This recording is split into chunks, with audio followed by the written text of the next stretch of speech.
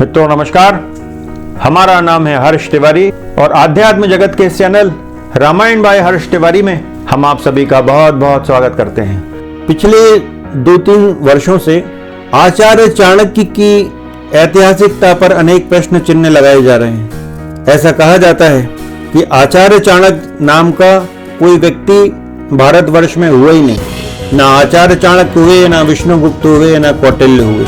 आप यदि YouTube पे सर्च करेंगे तो आपको ऐसे अनेक वीडियोस मिल जाएंगे जिसमें यह दावा किया जा रहा है कि आचार्य चाणक्य नाम का कोई व्यक्ति भारतवर्ष में हुआ ही नहीं कभी। चंद्रगुप्त ने कभी भी किसी ब्राह्मण आचार्य से कोई सहायता नहीं ली। चंद्रगुप्त ने स्वयं अपनी योग्यता से सिंहासन हासिल किया। और इस विषय में वे लोग तर्क देते हैं। उनका प्रमुख तर्क ये रहता है कि विशाख दत्त के मुद्रा राक्षस ग्रंथ के अलावा किसी अन्य ग्रंथ में न चाणक्य शब्द का उल्लेख हुआ है, किसी चाणक्य नाम के किसी व्यक्ति का उल्लेख हुआ है, न कौटिल्य है, न विष्णुगुप्त है। ये एक कोरी कल्पना मात्र है। तो क्या आचार्य चाणक्य जो है एक काल्पनिक पात्र है? आचार्य चाणक्य नाम का कोई व्यक्ति हुआ ही नहीं संसार में। क्या आचार्य चाणक्य ने चंद्रगुप्त मौर्य की कोई मदद नहीं की? ऐसे अनेक प्रश्न उठते हैं। तो वैसे तो यदि अनुसंधान किया जाए तो ऐसे अनेक ग्रंथ हैं जिनमें आचार्य चाणक्य के विषय में उल्लेख मिलता है। एक बौद्ध ग्रंथ है जिसका नाम है महावंश। तो हम इस विषय में रिसर्च कर रहे थे तो हमको ये महावंश नाम का ग्रंथ मिला जिसमें आचार्य चाणक्य की चर्चा है। ये महावंश जो है ये अति प्राचीन बौद्ध ग्रंथ है। लगभग 1500 वर्षों पुराना यह ग्रंथ है। तो इसकी महत्ता बहुत अधिक है। लगभग 5वीं से 6ठी शताब्दी के बीच इसका रचना काल माना गया है। तो ये हमें जो बुक मिली, ये महावंश की जो बुक है, इसका अनुवाद किया है भदंत आनंद कौशल्यायन ने और ये 1942 में प्रकाशित हुई हिंदी साहित्य सम्मेलन प्रयाग द्वारा। अब इस पुस्तक में श्रीलंका का, प्राचीन लंका का नक्शा भी दिया हुआ है और इसके एक पृष्ठ पर लिखा हुआ है कि पृष्ठ प्रथम संस्करण है ये। इसकी 500 प्रतियां छापी जा रही हैं और ये साहित्य मंत्री हिंदी साहित्य सम्मेलन प्रयाग, इसका पूरा इसमें वर्णन दिया गया है और मुद्रक का, प्रिंटर का पूरा पता वगैरह दिया गया है। और इसके एक पेज पर यह भी लिखा हुआ है कि वर्तमान सिंहल के एकमात्र वीर पुत्र भारत में बौद्ध धर्म के पुनरुद्धारक अनागारिक धर्मपाल की पुण्य स्मृति में। मतलब ये पूरी तरह से ये जो पुस्तक है ये बौद्ध धर्म की पुस्तक है और बौद्ध धर्म में इस ग्रंथ का बड़ा सम्मान है। महावंश नाम का ये ग्रंथ है। तो इस महावंश नाम के ग्रंथ में अनेक परिच्छेद दिए गए हैं। तो इसका जो 5वां परिच्छेद है ये इस पुस्तक के पेज नंबर 21 पर दिया हुआ है।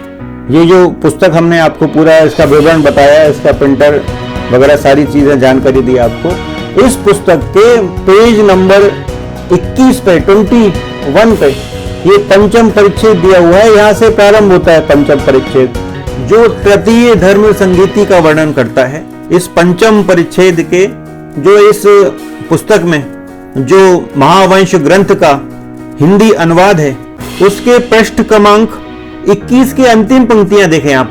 21वें पेज के सबसे आखिरी में जो पंक्तियां दी हुई हैं आप ये देखिए। कालाशोक लिखा हुआ है नीचे। कालाशोक 365 ईसा पूर्व से 343 ईसा पूर्व कालाशोक का समय दिया हुआ है। इसमें लिखा गया है कालाशोक के लड़के 10 भाई थे जिन्होंने 22 वर्ष राज्य किया। उनके बाद नवनंद क्रम से राजा हुए, उन्होंने भी 22 वर्ष राज्य किया। फिर मौर्य क्षत्रिय वंश में प्रसिद्ध महाराज चंद्रगुप्त हुए जिन्हें महाक्रोधी ब्राह्मण चाणक्य ने नवे नंद धनानंद को मरवाकर सकल जम्बूद्वीप का राजा बनाया। अब देखिए कितनी महत्वपूर्ण बात यहाँ लिखी हुई है इस महावंश ग्रंथ में। एक बार पुनः सुने आप। पृष्ठ क्रमांक 21 से प्रारंभ कर 22 तक ले जाएंगे। उनके बाद नवनंद क्रम से राजा हुए, उन्होंने भी 22 वर्ष राज्य किया। फिर मौर्य क्षत्रिय वंश में प्रसिद्ध महाराज चंद्रगुप्त हुए, इसमें क्षत्रिय शब्द ब्रैकेट में लिखा हुआ है। फिर मौर्य क्षत्रिय वंश में प्रसिद्ध महाराज चंद्रगुप्त हुए, जिन्हें महाक्रोधी ब्राह्मण चाणक्य ने नवे नंद धननंद को मरवाकर सकल जम्बू द्वीप का राजा बनाया। यहाँ एक एक शब्द पर ध्यान देने की आवश्यकता है। बिल्कुल स्पष्ट लिखा हुआ है कि प्रसिद्ध महाराज चंद्रगुप्त हुए, जिन्हें महाक्रोधी ब्राह्मण चाणक्य ने नवे नंद धननंद को मरवाकर सकल जम्बू द्वीप का राजा बनाया। इससे बिल्कुल स्पष्ट हो रहा है कि चंद्रगुप्त स्वयं राजा नहीं बने, चाणक्य ने राजा बनाया। अब ये जो पुस्तक है ये तो बौद्ध धर्म की पुस्तक है और 1942 का संस्करण ही, आज का भी नहीं। तो ये हमको मिला तो हमको लगा कि इसकी चर्चा की जानी चाहिए। तो इससे स्पष्ट हो जाता है कि स्वयं बौद्ध साहित्य में ही आचार्य चाणक्य का वर्णन है और इसके अलावा विनय पिटक वगैरह में भी आचार्य चाणक्य के विषय में उल्लेख आता है और भी अनेक ग्रंथ हैं। लेकिन वीडियो को ज्यादा लंबा ना करते हुए केवल हमने इसी ग्रंथ का यहाँ उल्लेख किया है, जिसका नाम है महावंश।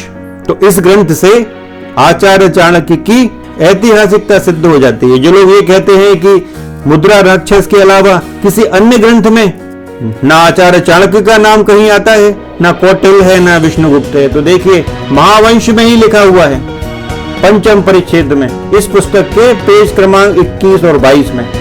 मित्रों, आजकल इतिहास की बहुत ज्यादा चर्चा हो रही है। लोगों की जो अलग अलग हित हैं, उसके हिसाब से इतिहास बदल कर प्रस्तुत किया जा रहा है और इतिहास उसी परिप्रेक्ष्य में ढूंढा भी जा रहा है कि जैसे व्यक्ति के हित हैं उसको वैसे ही इतिहास चाहिए। तो ये अपने आप में एक चिंताजनक स्थिति है, क्योंकि वैसे तो इतिहास से खिलवाड़ नहीं किया जाना चाहिए, लेकिन अंग्रेजों ने किया। उसके पहले भी जो विदेशी लेखक थे उन्होंने हमारे इतिहास से बहुत खिलवाड़ किया। लेकिन दुख की बात यह है कि वर्तमान समय में भी ये इतिहास से खिलवाड़ की प्रक्रिया सतत जारी है, जो एक चिंता का विषय है। तो मित्रों, इस विषय पर आज इतना ही। फिर किसी अन्य विषय पर आपसे पुनः भेंट होगी। जय जय श्री राम, जय जय श्री सीताराम। राम राम राम राम राम राम राम सीता राम सीता